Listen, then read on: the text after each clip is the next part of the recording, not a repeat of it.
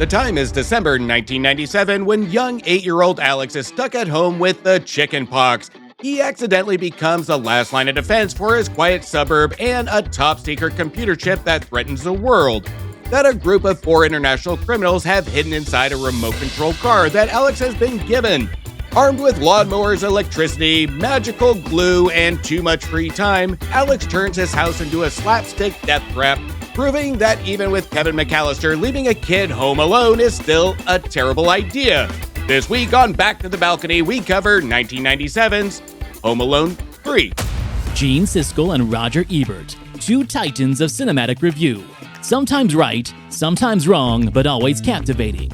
Your hosts Antonio of the Cult-Worthy Cinema Podcast and Justin Henson of the Movie Wire are here to take you back to the balcony.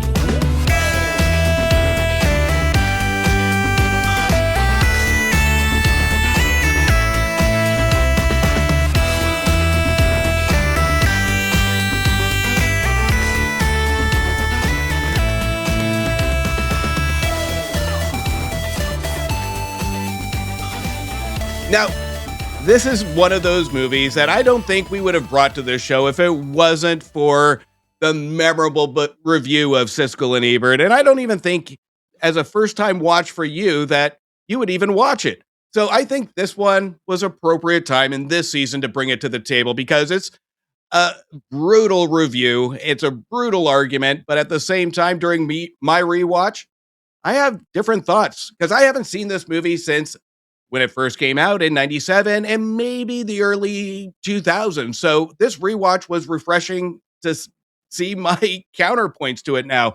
But, you know, it was your first watch, so I'm going to be the gentleman and say after you. I'm going to come out right away and say I didn't hate this movie as much as I've hated some of the movies that we viewed in season 2. I'll never watch it again. I had to use this movie as a litmus test for both myself and my daughter because my daughter, who's 4 years old, just fell in love with the first 2 Home Alone movies this year. We watched them probably 4 or 5 times each just because she loved the fact that it was cartoonish, right? Madcap comedy, guys getting hit in the nuts, hitting on the head. There's a Christmas theme to it. She liked the music, the John Williams music. So I watched this one with her. I'm like, this is Home Alone 3. It's the third one. Let's see how it is. And she really wasn't that into it until things started getting kind of madcap comedy and violent towards the end. So at least she enjoyed it, and I enjoyed it vicariously through her. Here's my big thing with this movie that I've decided, is that I feel that the characters, the actors in the movie are much better than they should be. I enjoyed everyone's performance a lot more than I thought I would. The movie fails them. That's the way I looked at it. We don't have Chris Columbus as a director. We have Raja Gosnell, who's made some pretty fun comedies in my opinion, but this is early on in his filmmaking career, so I can kind of see he's getting his teeth wet, right? He's getting everything put together, learning how to make a movie like this, make a comedy like this. But the problem is the script is lazy, the plot points are lazy, and there's a huge suspension of disbelief, which there is in the first 2 movies. But what is this movie missing that the first 2 have? I feel it's the magic of Christmas. The heart of the holiday is what, in my opinion, makes Home Alone 1 and 2 actually work. If it wasn't a holiday movie, and if it didn't have that theme to it, I don't think people would have warmed up to those movies as much as they did. It was like the perfect chemistry. This is technically set around Christmas time, but there's no Christmas in it. I didn't even realize that it was technically Christmas time until the end of the movie when they're talking about holiday lights and the Christmas trees. Other than that, it's a kid with chickenpox home alone in the wintertime because you need ice and snow and cold to make the gags work. So that was my biggest takeaway from this movie, is that my daughter didn't think it was much fun as the first 2, that it needs Christmas to be a part of the heart of the story, and that the actors, especially little Alex Linz, who I'll get to in a little bit, they were all much better than the movie deserved. It was the script and the weak plot and story that failed it to me. But I didn't hate it. Is it cop and a half redeemable? Not in my opinion. And that'll get way into that conversation once we hear what Roger has to say about it. But I didn't hate it. I remember when I first watched it, I hated this movie with a passion because we go into the comparison 5 years after the second one, and it's only natural to compare it to the emotional attachment, the feelings. This one doesn't have the emotional grab that the previous two had. So this one, you get a different cast, you get a different feeling. So I naturally again hated it. But during my rewatch as an adult, it's almost like it tried to fill in holes that the previous two didn't do. We have Alex that actually calls the cops that we should have seen in the first two movies. We have some logical decisions by an 8-year-old that makes the attempt to not go through the slapstick crap towards the end. But this one, I think, is almost a Home Alone for adults, but inserts stupid crap to make it for kids. You have animals that are useless, that aren't necessary, but you have traps that are literally death traps. You have electricity. You have a lawnmower going into somebody's head that luckily just cuts his hair. You have going into a freezing The pool. bad guys have weapons. Yeah, there is so many elements here that just say, what the hell? This should have been R-rated for adults to give those that grew up with Home Alone 5 years later when they were 8, 9 years old to say, this is freaking serious. But I appreciated those elements not to go too far to kind of balance those family movies. I mean, 97 was a huge year for family movies, and this one teetered on the idea for adults saying they could have gone really far with this movie. It's not like the previous two that is slapstick. You literally have a lawnmower going into somebody's head and he survives. So this is complete Tom and Jerry to the extreme level. And we have an 8-year-old that is actually logical. We don't know how he figures out all these traps. That's the main whole of it. But at the same time, the idea is there. And I agree with you. I think the Christmas element is pointless because they should have just left it out, because I didn't even realize it till the end when I see a reef on the door. And that's when I knew this, Right. what the setting was. I think it tries to do too much to mimic the first two, but it tries to do its own thing. It really doesn't know what to do. So I think there are elements here that it's not a good movie, but I found myself smiling throughout the runtime because I was having a good time. And when it comes to our director's resume, it goes with every movie he's done. Is by the time the credits roll, I have a smile on my face. And you know what? It's not art, it's entertainment, and I bought it. Yeah, no, he makes goofy, fun movies, and there's definitely an audience in the market for that. And like I said, I don't hate the movie. What I do hate is the fact that the movie should be so much better. You said that it could be R-rated. It should be R-rated. Like, this is something that would have been fun. Like, think of it as like Die Hard with a chicken pox. That's what it feels like because the stakes are so much higher. These are terrorists, essentially.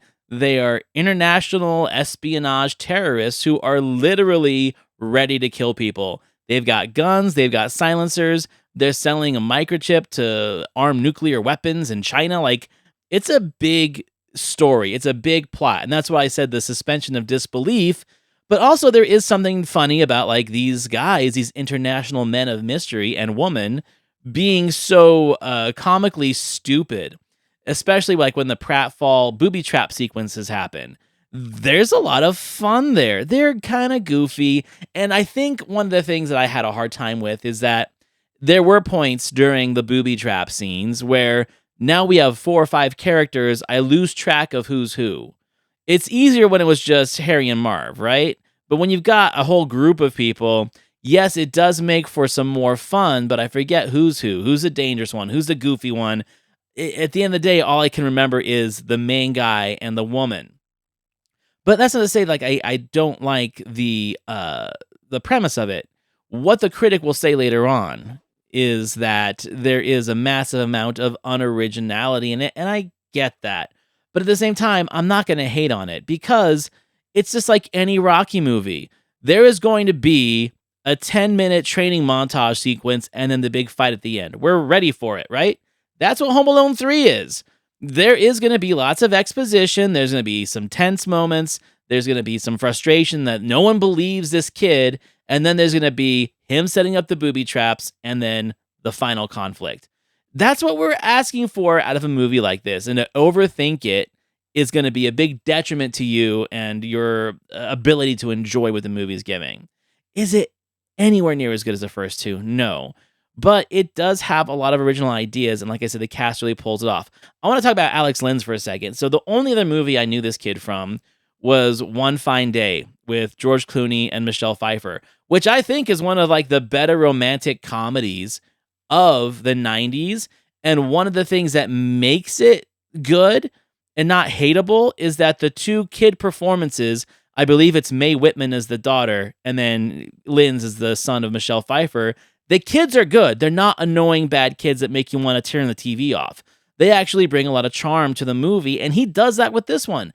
I like this kid. He's totally believable, and he's not emulating Macaulay Culkin, which I think is the very first thing that people would expect if you put a different kid in a Home Alone movie. So I give him props. I give the director props, and I kind of give like the idea of we don't have to be a complete carbon copy of Home Alone to make this work. And like you said, it almost would be better if it wasn't even a Home Alone movie, if it just happened to be another kid fighting terrorists. I think that would work. 100%, because this is so separated on an emotional level and a theme level that it could have been its own movie without putting the three. If you take away the three, this probably would have had a better reception versus the critics and the audience reviews that came upon it at the time.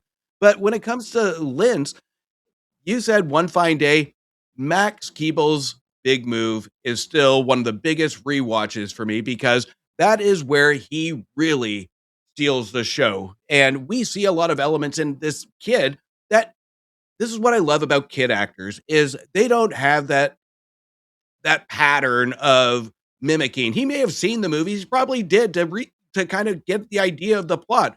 But this kid is so young, he doesn't know to copy. He's doing his own thing. And we see that. We see the exaggeration from this little kid that really is doing his own thing. He's interacting with the environment, he's interacting with the adults. So we don't get that cheekiness of the sassy Kevin McAllister. This is an innocent kid that wants to do good, and it flows really well with where the story's going to go, with him calling the cops, with him telling his mom. He's just overall a great kid that's trying to do the right thing. And I think that is really refreshing on the Home Alone franchise is let's be real here. This is a kid. What's a kid going to do when he's in trouble? He's going to tell his parents or he's going to call the cops. And I think that's the level of reality that we have that our critic is going to speak to later. But that's what I found really refreshing about this is we get those moments of reality, but then we get into disbelief of, okay, this is a little far-fetched where we're tapping into the Home Alone stuff and we don't know how this kid knows how to do all this shit. So I think it's a good balance between both to entertain the kids and the adults. Where it loses for me is when it tries to add little elements like the two animals, again, I talked to earlier that we don't really need. We get, the uh, character interactions that are just in moments that really doesn't feel necessary. So we have a father figure that we really don't understand why he's in and out of the house. So there are elements here that really needed to be panned out to make this solid. This really needed a rewrite when it comes to the script. Yeah, I mean, because like it definitely has some Hitchcockian things to it, right? Like it's kind of Rear Window-ish, where almost all of the stuff that he realizes that it's happening is him sick at home looking at the neighborhood houses through his telescope, calling the cops not believing him, doing it twice, his family not believing him. It almost to me would make more sense if it was more like a Disturbia thing where there are no other kids in the family, right? Where if it was just him, I feel Scarlett Johansson as the sister and the other kid as the older brother, they're kind of useless characters. They're really just there as like filler. I think the movie would have been a lot more effective if they weren't a part of the story. If he literally was a kid who has two working parents, he spends a lot of time at home making contraptions. That adds so much more credibility to the story. I think that the brother and sisters kind of take away from what could have made the character motivation better for Pruitt, little Alex Pruitt. Like I think they're distracting. But I like the fact that there is a separation of mom and dad from the kid. that makes it different than the first Home Alone movies as well, right? Where the first one, they're people of means, and it feels like there's always like a family presence. Where this family, they're not as affluent, they're not as rich. Both parents work, they work full time, they're bouncing back and forth. And I think that kind of helps the story on a little bit of like how he is so inter reflective. He's got his little mouse. He's got a relationship with the brother's parrot that talks, and I agree. The animals are they're the talk boy of the movie, right? They're the gimmick that kind of is thrown in there to help move the story along, but it doesn't really do a whole lot. But yeah, if this would have been a little bit darker, a little bit more Hitchcockian, get rid of the brother and sister character and just add a little bit more danger, I think it would have been a pretty baller movie. And I think it would have had more cult status, even if it went sillier like it does at the end with the pratfalls and the booby traps. Let's kind of talk about that because you said it in your opening statement. There is so much glue in this movie. Like buckets and buckets and buckets of glue. Every booby trap is somehow glue related. And for one, where is he getting it? I guess there is a side story that we don't get a lot of info where they're either adding an addition to the home. There's like an unfinished part, so there's lots of construction materials around. So I kind of had to figure that out on my own, but at the same time, it's like, yeah, where are all these buckets of glue coming from? I do like the fact that the house is still a disaster, and they show repair guys putting the house back together at the end. So there is a little bit more credibility to the chaos of what happened compared to the first one where Kevin magically cleaned up a whole house in an hour after Marvin and Harry go to jail. There's a little bit more believability there. Well, I just love that this glue can solidify itself in the dead of winter within about 2 minutes. It's absolutely convenient and it's magical. But I think this is where I think you're right. And you go back to the Hitchcock piece of it because we even land the line from a Hitchcock film of him with the telescope and mom landing that line of you are going to start creating these images in your head. So there is something that leads to this. And again, I don't want to I don't want to ruin the imagination piece because I get we have to have a Home Alone movie with outlandish traps. It doesn't have to be believable. When you're an adult, sure, you're going to say that's not believable with the glue, the pool, the lawnmower, all the traps in every single Home Alone movie are unbelievable. And we just have to go with the comedic piece of it. But where I think this one really does miss is the traps aren't funny. They really do kind of Yeah. force themselves when we get to, I don't know, Earl, who's supposed to be the long haired goof. He's the outlandish one. We have the handsome one that you ruin his hair. Each one has to have a gimmick to it and one trap that ruins their appeal. You have the main Peter, I think it is, with the burglar thing across his face. Every single one has to have that one individual trap to signify their identity. And that kind of drove me nuts with it because one, I think it had too many characters. To your point, I think it did really have trouble, at least with me, finding out who was who because they all interact in that professional international terrorism professional group where it doesn't really separate each other enough. And they get a lot of screen time when it comes to how they interact, but it's not enough to kind of say, this is the good looking one. This is a goof. This is a serious, and we're going to throw a female in there. There's not enough other than appearance to really separate these four criminals. And that I think is what my main problem is when we get to the booby traps, they're not effective enough other than how serious they are. And our cast tries so hard to make it goofy, but I think even they know that this isn't really funny. Yeah, I mean, they definitely are like, players for hire. They don't have any investment in the character because their characters are so one dimensional on paper. The best part about Home Alone is the fact that not only do we have great performances from Daniel Stern and Joe Pesci, like the Wet Bandits are just memorable characters, but they're well written and they're well developed, and we don't hate them. We actually want to see more of them, and we get a kick when we see them get torn up by the kids. I mean, Home Alone 2, we talked about it in that one episode where it is just a complete suspension of disbelief that they could end up in New York on the exact same weekend as Kevin. Forget about it. But this one, there is no good chemistry. These characters aren't well written. They're not funny, so that we do spend so much time with them during the movie. It's really just empty. We just want to see them get hurt now because we don't like them. And I think that was part of the charm of the first two Home Alone movies. And again, that's the John Hughes writing. John Hughes writes good bad guys because he wants us to see more of them, even if like they're only in it for a scene or two. Like the rednecks in the National Lampoon movies or in Dutch, right? Like they show up, or planes, trains, and automobiles. They show up for one scene and they're memorable and we like them, even though they're pieces of shit. But this doesn't have that, right? And then the old neighbor across the street, her story is meaningless. She really brings nothing to it other than giving him the toy truck with the microchip. And on that note, what is it with the 90s where everything has a microchip in it, right? We have this one, we have Small Soldiers, Enemy of the State's got like a camera or a videotape hidden in a Game Boy. Like it was definitely a theme in the 90s, and this kind of plays along with it. Well, you have to go to the evolution of technology. I mean, you have to start with the microchip, then you go to the floppy, then you go to the CD-ROM, then you go to the thumb drive. There has to be stakes in some portable piece of technology. And I guess in a kid's toy, it's a microchip here. But here's where when it comes to Mrs. Hess, this is, again, where I respect what it's trying to do, but it doesn't fix what the intent is, where we don't have that old cliche character that we talked about in our Home Alone review that always comes to the rescue and it's kind of creepy. Right. This one, it turns the tides where we have Alex being the heroic one, and she just realizes I should have treated you differently.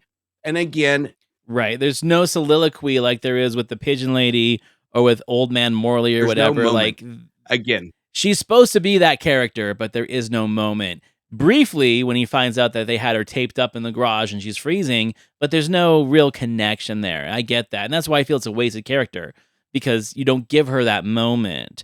Her main purpose is to be the person that gives him the toy, and that's it. yeah, it's a throwaway character, and this is a movie of throwaway characters. And I think that would have had that emotional element if you would have taken 5-10 minutes just with a singular scene to have a little bit more conflict, a little bit more chemistry between those two to make it relevant. Because you can tell towards the climax that she's cold, she's weak, and it felt like it should have been something more. And we feel that throughout the entire movie of something more. But there are so many little things that are added and just added that lead to really nothing. There's no real direction. And for a Hughes script, it is absolutely disappointing on how unfocused this writing is, especially when, to your point, the characters are just sloppy. But again, I'm going to go and say at the end of the day, it's silly, stupid fun. And that's what we get with a lot of these 90s films that to me, it's rewatchable, but once a decade. Yeah, I mean, this is towards the end of John Hughes' run as a writer and a filmmaker. This is really just a cash the check movie. There's no heart to it.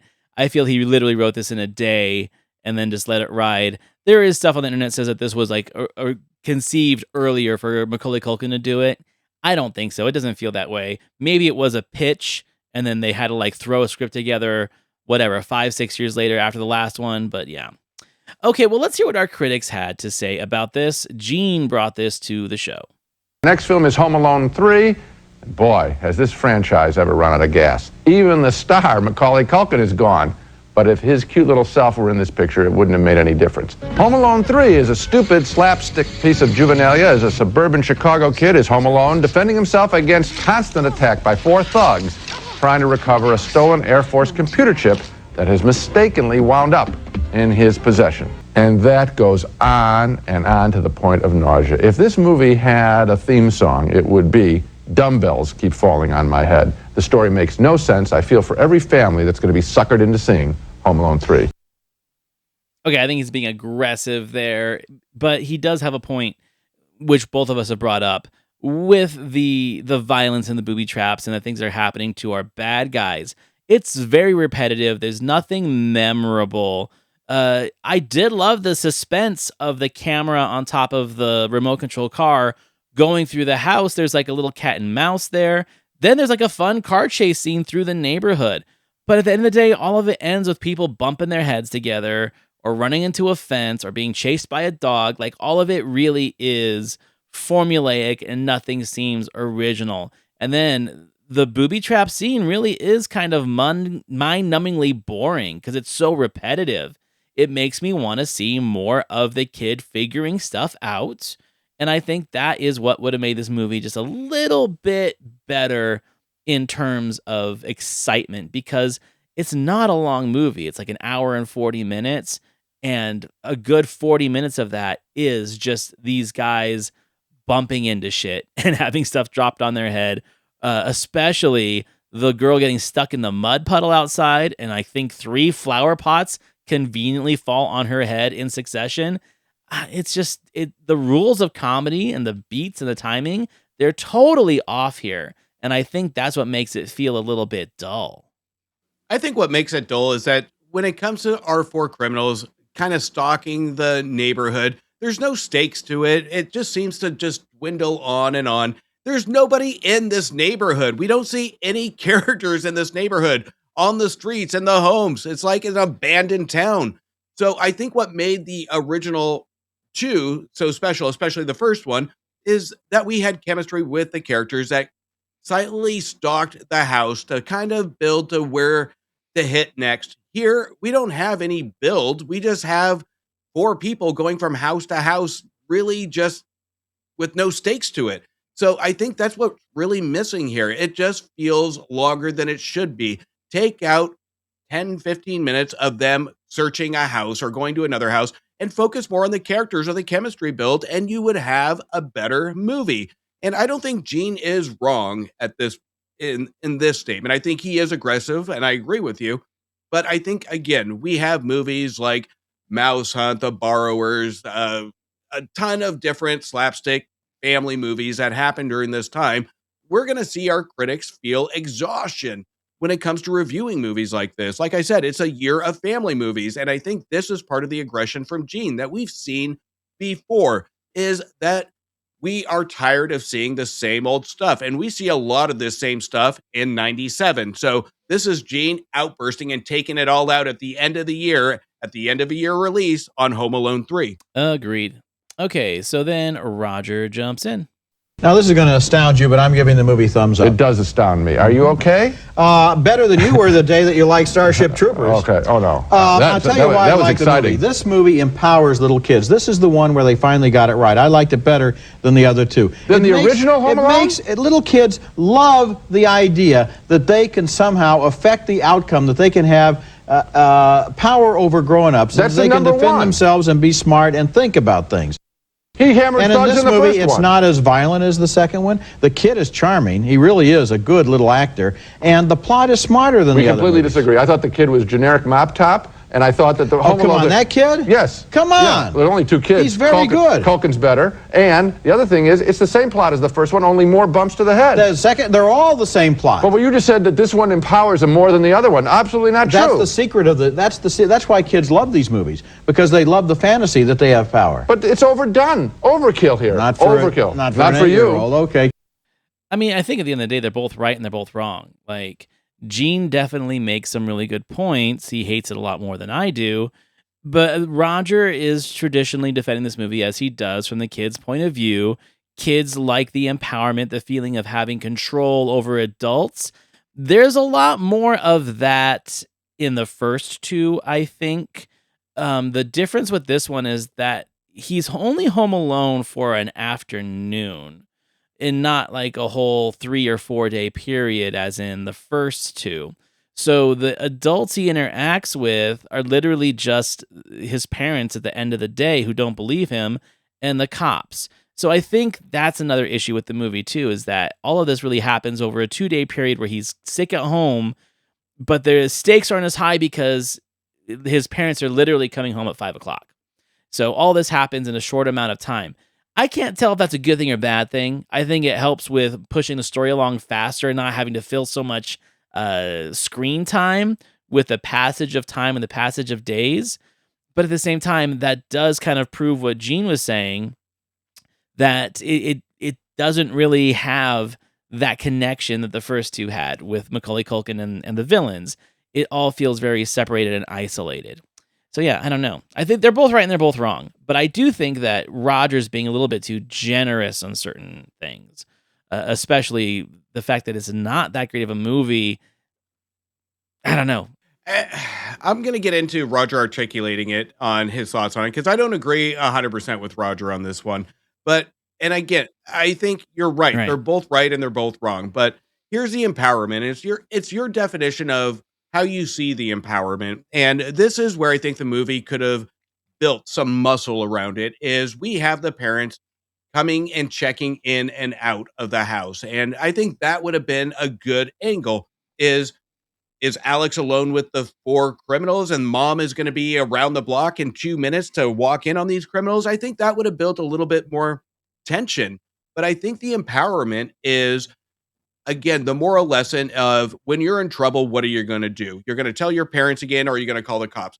And then if nobody's listening to you, you're empowered to do the right thing. And I think they really lean on that on a subtle level of what a normal kid would do in this situation. And that's not putting out things of glue or electricity or rerouting a pool to be an ice death trap.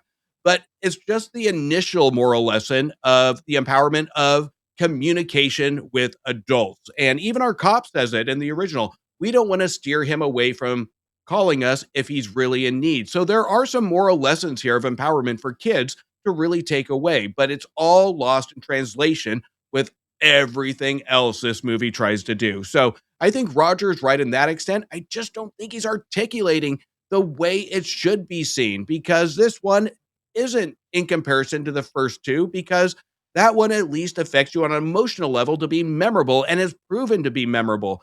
This one has proven to not be. Right. The first two were such huge financial successes that a third one makes sense, but when it's not Macaulay Culkin or the other two, then it doesn't feel like it's connected, and I think that's a big thing.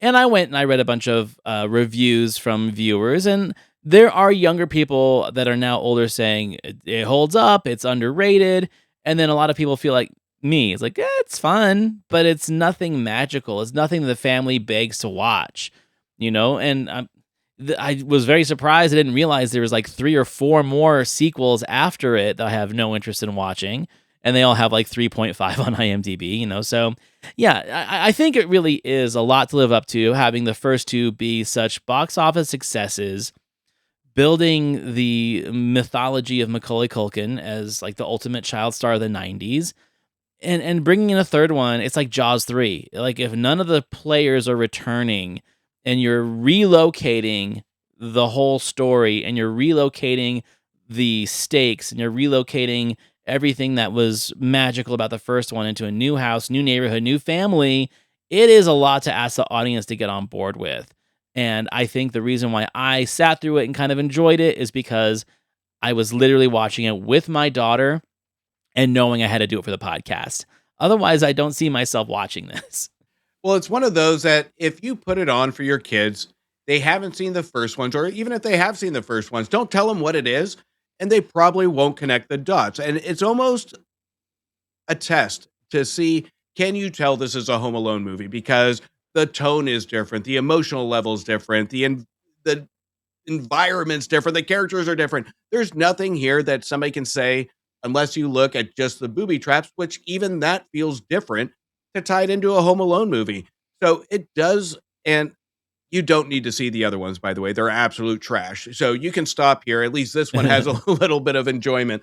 So I think this one is underrated for when it is now. Like I said, I enjoy it a lot more than I did when I first saw it because comparison is at an all-time high when it first came out 5 years after the second one. So you're naturally going to compare it. And that's not fair. You should see this as an individual, but naturally we're going to compare it. And it's never going to be as good when you're changing absolutely everything about the movie and what made it successful. But as an adult, I will admit I appreciate it a lot more. I gotta say that I actually really enjoyed Alex D. Linz's performance, because one of the things that this is probably my biggest win for this movie.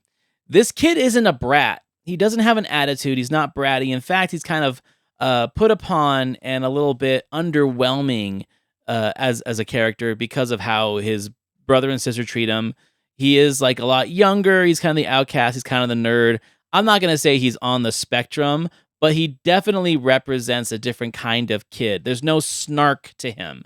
And that's always been my biggest issue with the first two Home Alone films is character Kevin is written as an asshole. Like he's a little asshole, and that's part of what the movie's magic is having to stand up for his house and defend his home and have a sense of maturity.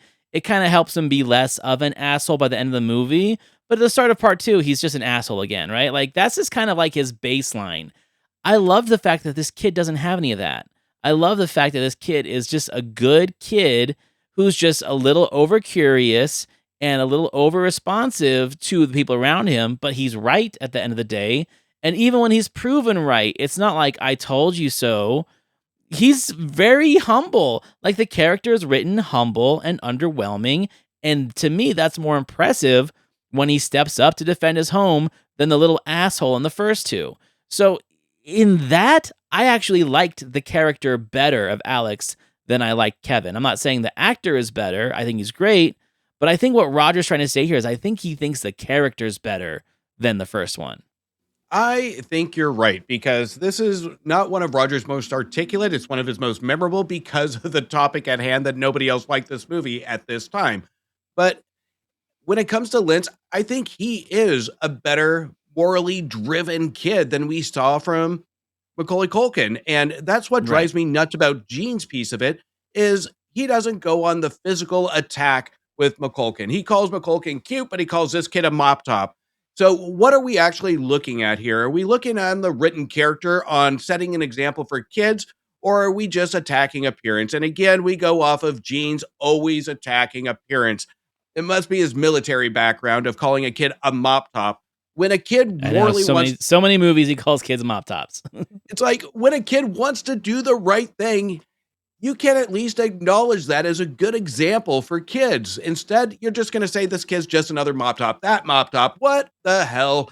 Just acknowledge that at least this movie does something right, is give a moral lesson for what kids should be doing.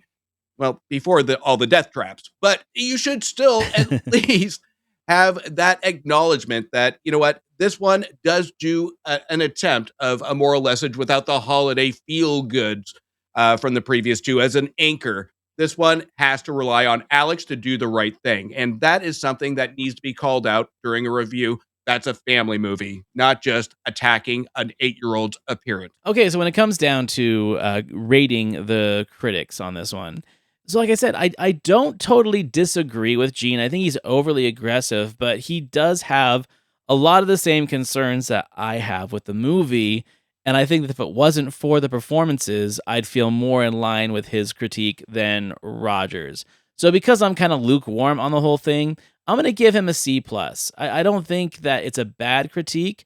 I think that he's definitely a little over aggressive for it. But the point he makes are valid points. And they actually are pretty good arguments against what Roger's bringing. Like, if they would have had another 3 or 4 minutes to discuss this, I think that Gene could have definitely won me over 100% on the argument because Rogers seems very face value aesthetic of the movie and not as deep as Gene's going. Yeah, Roger, again, this one is a famous Roger review, and I would love to say it's because of his defense. It's not. It's because of the genuine argument between the two, and it's because of the hot topic that nobody else really liked this movie. And he doesn't go on the defense and articulate it well enough like he did Cop and a Half. When you're going against a third movie with all the changes that you know nobody else is going to like, you have to be articulate about what you liked about it. And in no way is this better than the first two. It's not enjoyable, so that shouldn't even be part of the discussion. But again, I agree if he connected with this movie more than the previous two, which I don't understand how. And I would have loved to hear how. And we don't really hear that from Roger in this review. So even though this is a well-known Roger conversation, I just can't do it for him. I love he defended it. So I'm going to just give him a solid 2 stars because in his written review, it's a lot better. But given here, he should have gone to battle if he's going to stand out from the crowd on giving this a positive review. Yeah, okay movie, okay reviews. That's kind of how I feel about this. Which, I mean, like I said, the best part about this episode is the fact that I got to see this movie, get it off of my plate. Not that it was really ever on my plate, but I actually appreciated a lot more than I disliked. And that to me is a win. If I don't hate the movie, that's a win in certain situations, especially for movies that I didn't bring to the show. So yeah, again, I'm not going to see the other ones, but I'm actually glad I saw this. Okay, so for next week, it's my turn to bring the kid film to the list. I am going with animal kid movies, and this one was definitely a fever dream of my youth, a film that I probably rented 5 or 6 times, and I don't know why, when I was a kid, and I haven't watched it since. It's probably going to hit me totally different, but we're doing The Adventures of Milo and Otis. And all I remember is that it's a dog, a little pug dog, and it's a little cat, and Dudley Moore is a narrator. And then I found out years later that like 100 animals died making this movie, which I'm sure we'll get into. I have no idea what our critics think about it. But yeah, I thought I'd bring this to the show because I wanted to revisit it. And also, this is a genre that we really don't see anymore. And I think it's going to be interesting to see what my eyes view now that I'm 44 years old with some PETA tendencies to me of animal cruelty. Let's just see what happens. God, you had to be dark with it. I think this is the only VHS our teacher had in elementary school that she would always make us watch, but I haven't seen it in like 35 years-ish. So I'll be curious on it too. So it's been a while. It's a good pick. I tell you, man, you're not wrong. This was definitely like my 3rd or 4th grade classroom, and we had this. We had The Adventures of Pippi Longstocking, which I have to see if they reviewed that because that's got to go on the list too eventually. And The Adventures of Mark Twain, which we've already discussed on the Cultworthy. I'm not sure if Gene and Roger reviewed that one. I don't think they did, but those 3 were always on rotation in my elementary school. So yeah, let's see what happens. All right, and with that, everyone, thank you for watching, listening. Please like, rate, review, subscribe to Back to the Balcony on Apple Podcasts and on Spotify. Please like, rate, and review our YouTube channel. Leave a comment, leave a suggestion for a film you'd like to hear us review, as long as Siskel and Ebert talked about it on their show. And if you want to find more of my stuff, you can find me over at thecultworthy.com. You can find my co-host Justin Henson over at themoviewire.com. And I'll see you next week. See you next week.